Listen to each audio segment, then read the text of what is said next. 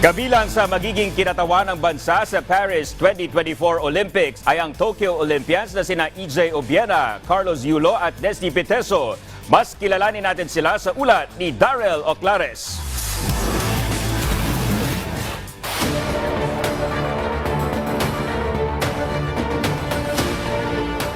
Sa nalalapit na Paris 2024 Olympics, kasalukuyang 15 atleta na ang nakatakdang ibandera ang Pilipinas upang tangkain na makasungkit ng mailap na Olympic medal.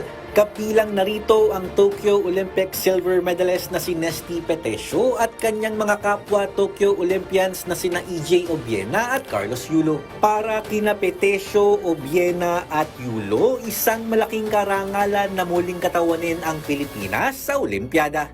Anytime you wear the Philippine flag, there's a different energy into it, because you're not just representing yourself, you're representing a country. You're representing the 110 million Filipinos all over the world.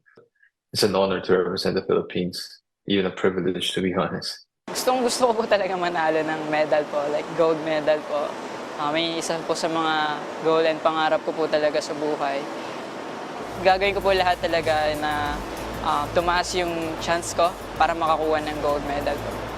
Siyempre gusto kong mag-perform ng maayos dito sa Paris. Gusto kong umexit ng maganda-ganda. So, nakadepende yan sa performance na gagawin ko. Kung paano ko bigyan ng magandang exit ang buong ang Pilipinas po, buong kababayan ko. So, basta ayoko lang po mga ako at gagawin ko lang yung best ko dito. So, yun po.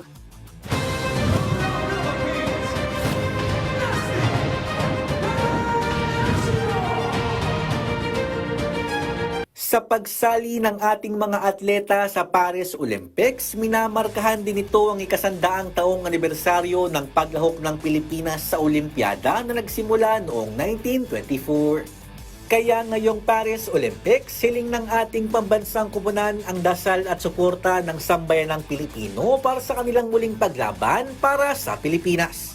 Ako si EJ Obiena, a pole vaulter and an Olympian. Lumalaban para sa bayan.